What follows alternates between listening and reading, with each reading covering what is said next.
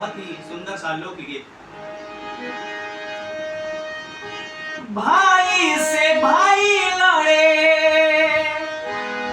अरे लड़वले परोस बा।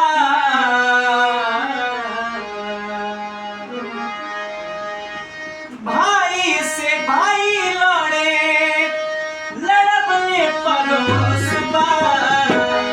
तम नहीं के पड़ी भैया, तम नहीं के पड़ी बबुआ।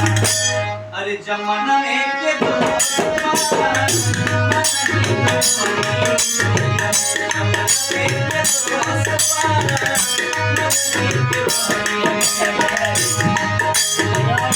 भाई से भाई लड़े, भाई से भाई लड़े, लड़ने पड़ोस पारा।